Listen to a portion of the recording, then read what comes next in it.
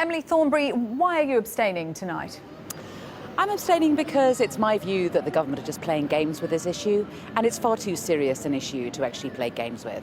When Theresa May addressed Parliament today, it was the first time that she had a chance to address Parliament, but she didn't answer any of the core questions. She didn't talk properly about multilateralism. I'm afraid her understanding of it was weak. She certainly didn't answer any questions in relation to how much this Trident replacement system is going to cost. She said it would cost 31 billion, but she can't answer the questions in terms of how much will the infrastructure be, how much will it cost to get rid of the old submarines, how much will it cost in terms of lifetime costs. She was unable to answer any of those, and in fact looked surprised when she was being asked. It obviously hadn't crossed her mind that what we should be looking at when we're looking at the biggest single investment in infrastructure, you really ought to be able to come to the House of Commons and answer these questions. So the Tories have said that this vote will make no difference one way or the other, and so essentially they're bringing this vote before Parliament at the very last day, the dying gasps of this exhausted Parliament, in order to play games with the Labour Party. They have a big elephant trap. It says elephant trap, Labour Party, walk this way, and I refuse to play that game. I'm not voting in this debate. I mean, it's a very serious issue.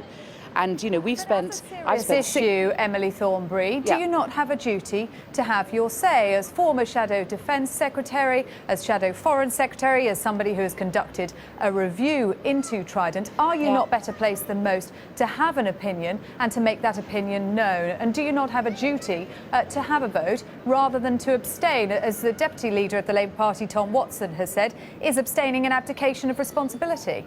Oh, I mean, don't be under any misunderstanding. I have a view on this. I've spent 6 months looking into this. My view is that there are cheaper and better options that the government could be looking at. I think that they should be committing themselves properly to multilateralism, and I think that before they make Parliament decide one way or the other whether or not we should vote for the 4 boats option, which is the one that they're putting before Parliament tonight, they should be able to answer questions, basic questions, about how much is it going to cost, who is going to audit it, who will be in charge of spending all this money. After Brexit, when we're afraid that we may be heading for hard economic times, now is not the time to be going for the most expensive option and not looking seriously at others. So you disagree on the details, but in principle you support the idea of a nuclear deterrent. So you are against your leader Jeremy Corbyn on that? Labour Party policy has always been that if we have to keep nuclear weapons, I think it was Nye Bevan who said, it's not a question of who's in favour of the damn thing. The most important thing is how do we get rid of it? And the question is, how do we get rid of it? And this government has made no effort in terms of multilateral talks. They have been boycotting some of the most important talks that have been going on. And frankly, their contribution to multilateralism is a shame. There are 170 countries in this world that don't have nuclear weapons, and part of the deal is that those countries that do have nuclear weapons are supposed to be working towards getting rid of them through multilateral talks. And yet the multilateral talks have stalled, and Britain plays no part in it. And today, Theresa May said that we should be keeping nuclear weapons just in case something comes up. For the never never. If that is her view, it means that there never will be a time when we will get rid of our nuclear weapons. And frankly, how do we answer all the other countries in the world that don't have them, who themselves may have threats that may come up in the future? It is incumbent on us, it is our duty, it has always been Labour Party policy that we should work towards a nuclear-free world. The question is, how do we go about doing it? Now, Jeremy has one way in which he wants to do it, the Labour Party traditionally has had another way. But this Conservative government doesn't want to do anything about it. And I think that unless you make a real effort to try to get rid of nuclear weapons, we live in an increasingly unstable and dangerous world. And against the backdrop of what has just happened in Nice, and against the backdrop of the threats that we can see right in front of us, the real 21st century threats that the British people are facing, it does seem to me peculiar, to say the least, that the Prime Minister has decided in her first address to Parliament to talk about this instead of the pressing threats to the British public now. We all want to keep British people safe. That is our utmost priority as politicians, more than anything else. But what you have to do is you have to have an adult approach to it. You have to start by looking at what the threats are and then work out what the best way of answering it is. I'm sorry, I'm just going to interrupt you. We are running out of time. But do you think that the approach by the Labour Party today was the adult approach when we saw the SNP providing the clear opposition to the government with a clear, distinct policy among them, while Labour was split 3 ways? And meanwhile, Labour still getting its house in order on the leadership election. And I wonder, will you be backing Jeremy Corbyn in that election? OK, where do you want me to start?